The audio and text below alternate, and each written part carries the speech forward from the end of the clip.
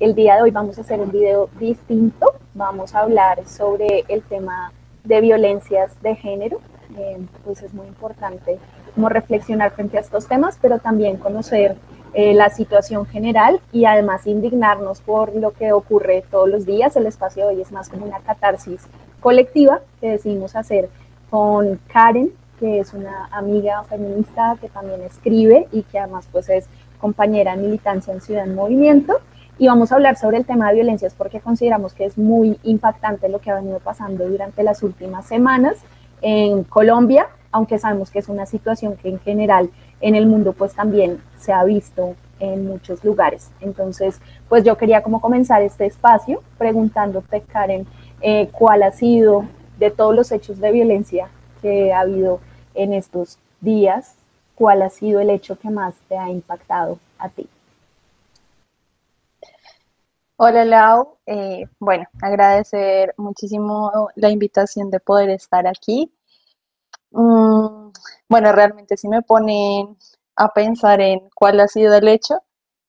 creo que en este momento no tengo un específico que pueda decir, este me indignó, este fue el que más me causó escozor. Sin embargo, creo que hubo un caso en particular que fue el que emocionalmente pues dije ya no puedo más con esto y que me hizo tomar una pausa en varios espacios, en varios lugares, y fue el doble feminicidio en Kennedy, en Valladolid. Recuerdo mucho que cuando leíamos el caso ya fue, no sé, como la gota que rebasó la copa. Creo que se dice soy muy mal en el tema de los dichos, pero sin duda ahí fue que dijimos y siento que fue una sensación colectiva con muchas compañeras de esto ya no puede seguir así y es una situación que habíamos venido denunciando, no el hecho en particular, pero sí el aumento de violencias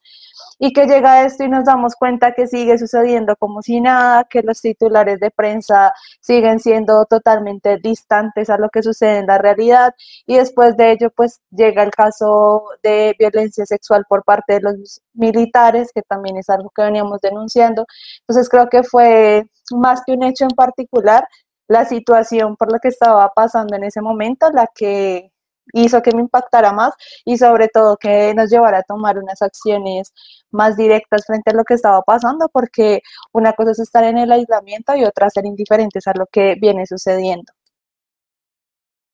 Bueno, de lo que dices a mí, hay varias cosas que siento que nos pasaron a muchas. Primero, como este tipo de violencias que se generan y que terminan muchos casos en feminicidios, pues siento que nos pasan por el cuerpo y que en un momento emocionalmente estallamos, aunque no sean, digamos, parte de nuestras amigas conocidas, cercanas o nuestro núcleo familiar, o incluso no sean en la ciudad donde estamos. Pero llega un momento donde cada una de esas situaciones, cada uno de esos casos, cada una de esas mujeres, pues podríamos ser nosotras y entonces nos damos cuenta que si no actuamos y que no han venido actuando, digamos, las instituciones con la celeridad que se requiere ante este tipo de casos de violencia, entonces, bueno, si no hacemos nada nosotras, pues ¿quién lo va a hacer? Siento que esa es como una sensación compartida. Y otra de las sensaciones que creo que es compartida es esa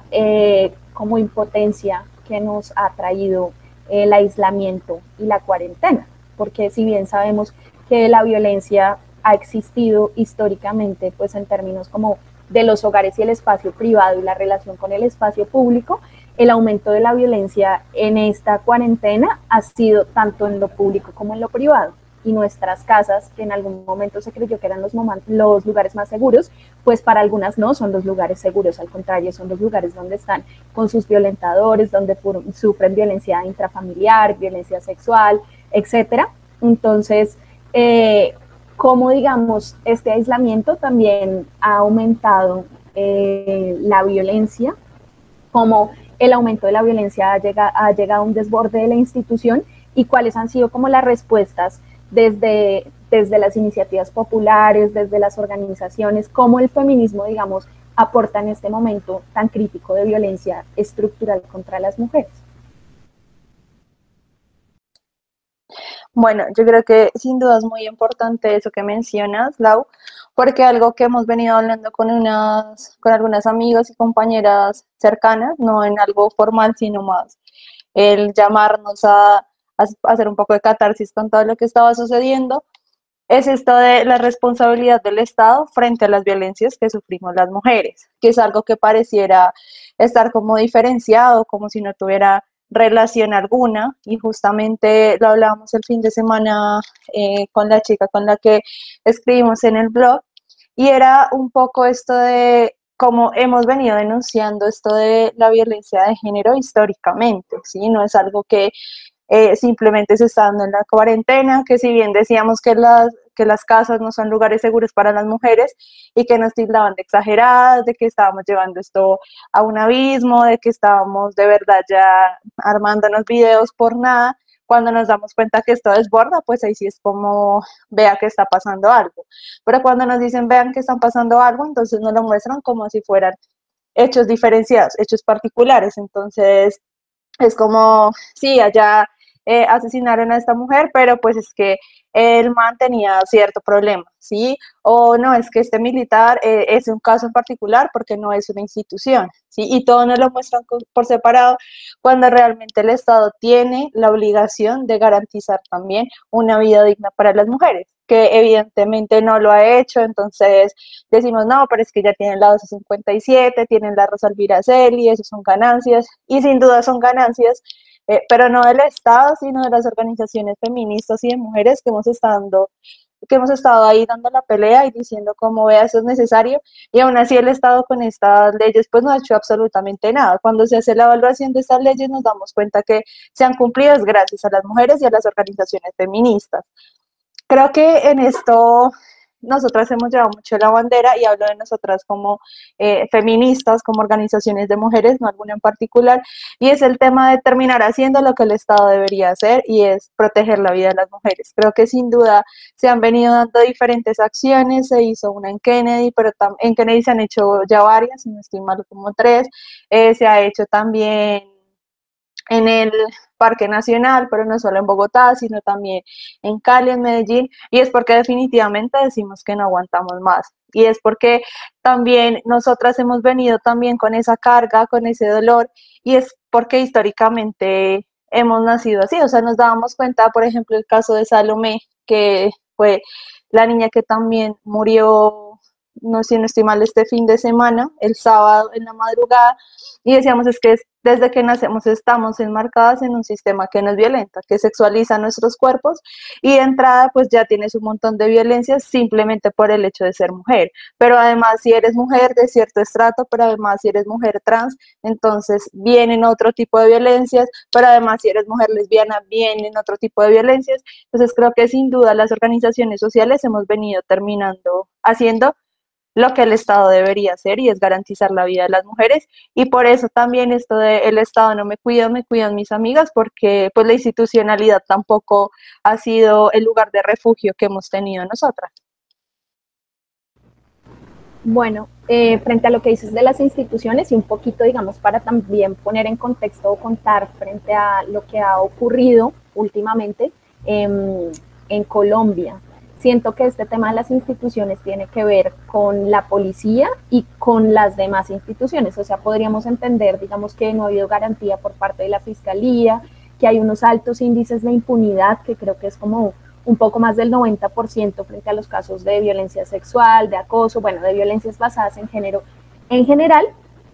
pero también como instituciones que deberían ser para el respaldo de las mujeres y para la protección de las comunidades, lo que hacen es violentarlas, y en últimas las violentan en ese sentido también, o sea, las violentan como comunidades, porque cuando hay violencia contra las mujeres trans, pues hay una violencia específicamente y estructural contra esa población. Cuando hablamos de las poblaciones indígenas y de las comunidades, nos damos cuenta de que con el caso de una niña en Vera,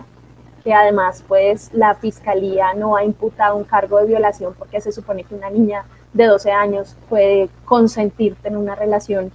con 7 militares, etcétera. Pues digamos, nos damos cuenta, uno, de la ineficiencia de las instituciones como la fiscalía, dos, de la violencia por parte de la estructura militar y del ejército y de la policía, pero 3, que son cosas que van específicamente contra comunidades, entonces es algo estructural. Y cuando nosotras vamos al análisis de la situación y decimos, bueno, así como es estructural contra ciertas poblaciones, es también estructural desde unos lugares de poder, entonces es estructural desde el ejército, es estructural desde la policía, es estructural desde el desconocimiento de la fiscalía, ahí sí parece que no, parece que esos son casos individuales. Entonces la responsabilidad de las instituciones está siempre mediada por esa idea de que ellos son individuos y no instituciones, y que pues los casos son de individuos, y eso también se ve como fortalecido por los medios de comunicación. Entonces el tratamiento de este tipo de casos siempre tiene que ver con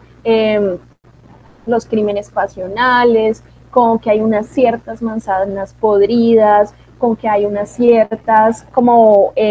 comportamientos individuales de unos hombres enfermos, cuando lo que hemos dicho siempre las mujeres feministas es que lo que hay es hijos sanos del patriarcado que reproducen eso y que pues son quienes están perpetuando este tipo de violencias. Entonces, un poquito como cómo consideramos o cuáles serían los caminos, las alternativas, etcétera, para lograr combatir desde la estructura estos comportamientos de violencias basadas en género que son tan graves en este momento en Colombia. Yo creo que es una pregunta súper difícil. En la medida que hay un camino muy largo por recorrer, pero creo sin duda que esto que mencionas de lo estructural también pasa por un tema ideológico. Y ya lo decías cuando nosotras hablamos de hijos sanos del patriarcado, es que finalmente el patriarcado ideológicamente pues también ha venido naturalizando y justificando la violencia contra las mujeres o contra cualquier persona que se salga de ese patrón que han venido estableciendo. Creo que sin duda una de las tareas fuertes que tenemos que hacer como organizaciones, como mujeres, es mirarnos una forma distinta también de llegar en el discurso a otras mujeres, porque creo que una de las falencias también que hemos tenido y que lo hemos venido hablando desde organizaciones feministas es dejar de hablar entre las mismas. Y el dejar de hablar entre las mismas también implica una forma distinta del lenguaje. Creo que esto no pasa por decir es que el resto no nos va a entender, sino de que finalmente la idea es poder llegar con el mensaje a diferentes mujeres, a diferentes lugares, a diferentes espacios y así también ir tejiendo lazos. Yo creo que una de las formas también en que hemos hablado de cómo nos cuidamos de todas estas violencias que sufrimos son las redes de apoyo, las redes de mujeres, las redes de parceras, de amigas, de estar pendientes, pero también que son las que nos sostienen en este camino tan difícil que es la defensa de los derechos humanos de las mujeres. Yo creo que uno es empezar a buscar otras formas, otros horizontes, mirar cómo hacemos pedagogía de una manera distinta, sí, en esto de las violencias, pero también en esto de la autonomía de nuestros cuerpos, también mirar cómo llegamos a otros lugares, sí, lugares donde finalmente hay un tema de abandono estatal, pero que también llevar el discurso se vuelve un poco más complejo, pero que sin duda no es imposible. Creo que muchas veces también esto de mirar cómo hacemos esto de la revolución pasa uno por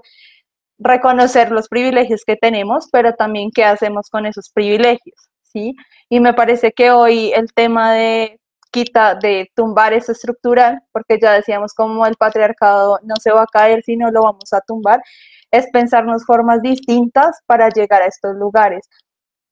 Y creo también que sin duda, pues el feminismo popular es la alternativa. Creo que desde allí hemos logrado avances enormes, que desde allí hemos entretejido entre diferentes mujeres indígenas, campesinas, mujeres trans, y que esto también nos ha llevado a fortalecer fuerzas, a fortalecer lazos y decir cómo pues nos vamos a mantener vivas también y vamos a seguir bregando y vamos a seguir molestando y vamos a seguir incomodando para decir que lo que está pasando no es normal. Creo que una de las primeras tareas que tenemos que hacer dentro de todo esto estructural es darnos cuenta de eso, de que la violencia contra las mujeres no es normal, que este tema que hablamos de micromachismos también pasa por hacer de lo personal un asunto político, que creo que es de las cosas que más cuestan, ¿no? Y es saber todas esas violencias que también nosotras muchas veces ejercemos contra las otras, pues también cómo todo esto se va desmitificando y nos damos cuenta que hacer de lo personal un asunto político es vivir de una manera mucho más digna en la sociedad.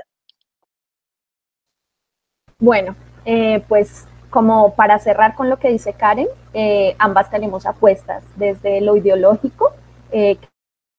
Creemos en la necesidad de que pues haya otras miradas del mundo, de la sociedad, desde el feminismo popular. Entonces les vamos a dejar aquí en la descripción del video el blog de Karen, pues ya saben que este canal es para que se suscriban, para que sigamos hablando de coyuntura, sigamos hablando de feminismo y sobre todo para que construyamos pues alternativas de vida. También si hay situaciones de violencia o personas que quieren ser asesoradas sobre el tema, les vamos a dejar algunas líneas de atención y les agradecemos pues haber visto este video. Ojalá que sirva, 1, para analizar la realidad, 2, para entender que estas situaciones que vivimos las mujeres son estructurales y no individuales, y 3, para entender que los cambios tienen que ser desde el feminismo, desde la interseccionalidad, desde el anticolonialismo, anticapitalismo, antipatriarcado, y que vamos a hacerlos juntas. Gracias, Karen, por estar acá. Un abrazo para ti. Gracias, chao.